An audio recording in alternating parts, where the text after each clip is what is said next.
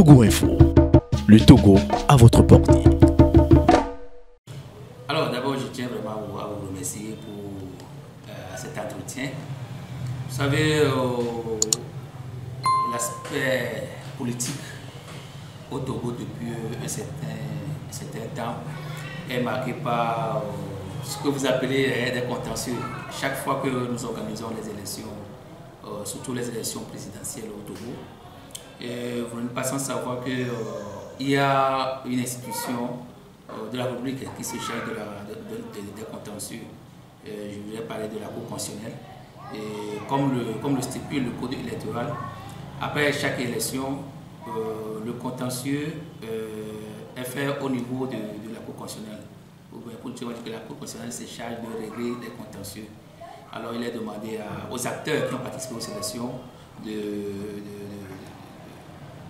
d'apporter les preuves palpables indiquant effectivement soit qu'ils ont été noyés dans les élections, ou bien ils ont été volés, ou bien leur voix n'était pas prise en compte. Et je pense qu'à l'issue des élections du 22 février dernier, effectivement, il a été demandé à tous les acteurs qui ont participé à cette élection, notamment la dynamique Bodjo, qui entre-temps revendiquait quand même sa victoire. Et la dynamique Bodjo a présenté les preuves palpables les preuves pour lesquelles elle pense être trichée aux élections. Et je pense que la Cour constitutionnelle a donné son verdict. Donc on peut dire tout simplement que de là, sur le plan national, le contentieux se limite ou bien prend fin là-bas. Maintenant, je pense que si vous n'êtes pas du tout satisfait par rapport aux prises de décision de la Cour constitutionnelle, vous avez le droit d'aller par exemple à la Cour de justice de la CEDEAO. Vous pouvez aller vous prendre là-bas. Mais n'oubliez pas que la CEDEAO aussi a envoyé des observateurs sur le terrain qui ont qualifié le scrutin de transparent. Alors, sur le plan national, aller à la CEDEAO, je pense qu'il n'y a qu'un seul pas. Alors, peut-être que jusqu'à présent, je ne sais pas si jusqu'à présent la DMK l'a fait. Alors, si la DMK n'a pas fait, moi, je peux toutefois l'inviter à continuer son parcours. Parce que vous savez, il y a une chose. Après les élections, lorsque la Cour constitutionnelle met fin au contentieux, ce qui se déroule post-électoral, ce n'est que de la violence. Parce que là, vous tombez sous le coup de la loi. Parce qu'on dirait tout simplement que lorsque l'institution responsable vous a délivré le verdict, ça ne sert à rien encore de continuer.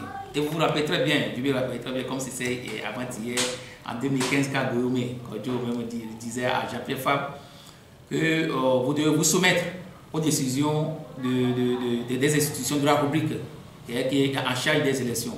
Donc je pense qu'aujourd'hui, comme la route tourne vite aussi, aujourd'hui il devrait le faire accomplir tel qu'il avait conseillé à son prédécesseur il y a de cela 5 ans.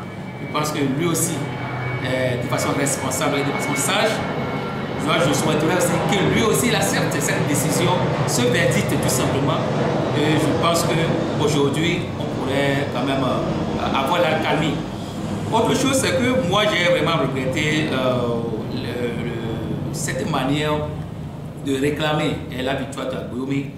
Moi j'avais cru qu'avec toute l'expérience que M. Guillaume a eu à vivre sur le plan politique au Togo, de unir, de EPT jusqu'à unir, je croyais qu'il allait capitaliser toutes ces expériences pour être aujourd'hui le leader de l'opposition. Surtout qu'il est arrivé en deuxième position et qu'il puisse quand même, avec son parti ou bien avec son regroupement, donner son aval, donner son avis, donner sa position, faire des analyses pertinentes sur la situation socio-économique, politique du Togo, surtout qu'il est encore un bon économiste.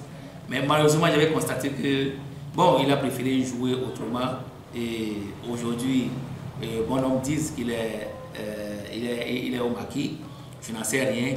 Mais je suis un peu déçu parce qu'aujourd'hui, ça aurait été qu'il accepte au moins sa défaite et qu'il voudrait poser des pas alléchants débats pertinents comme le chef, bon, pas comme chef de file d'opposition, mais comme aujourd'hui, chef, l'idée de l'opposition, je pense que c'est à lui maintenant de rassembler les autres autour de lui pour rallumer le flambeau de la démocratie.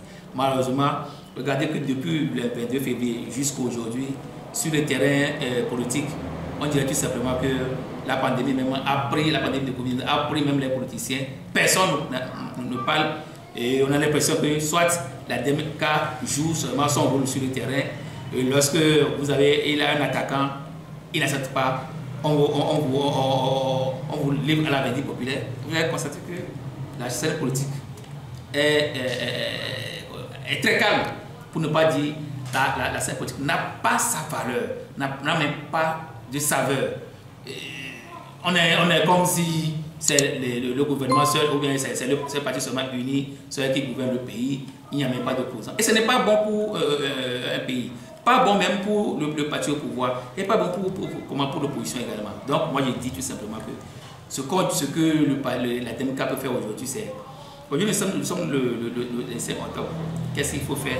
C'est de retourner voir les autres acteurs politiques se rassembler et réfléchir, voir comment lancer un nouveau processus électoral. Parce que nous avons constaté, depuis avec G-Chris Olympio, on se rappelait, juste après les élections présidentielles, il y a toujours ce temps nonchalant, ce temps mort pendant 1 an, 2 ans, avant que la scène politique ne reprenne. Vous avez constaté la même chose avec l'ANC. En 2010, c'était la même chose. On a constaté, avec l'ANC, on a fait même 5 ans. La scène politique était seulement prise par l'ANC. Après l'ANC, on avait constaté que, bon, la DMK aussi a pris quand même la relève. Donc, on ne peut pas quand même continuer comme ça, qu'à chaque élection, les mêmes faits, ou bien les mêmes effets, qui produisent les mêmes causes. Non, je pense que ça ne peut pas aller. Donc, moi, je dis, la politique aujourd'hui, c'est un peu la politique de violence. En tout cas, ceux qui veulent rester dans la politique de violence n'ont pas de place sur l'échiquier international, moi je le dis. Mais peut-être que là, c'est la politique de concertation. Vous vous concertez, vous réglez comme je dis, vous réglez les contentieux. Je pense que les choses iront comme sur roulette.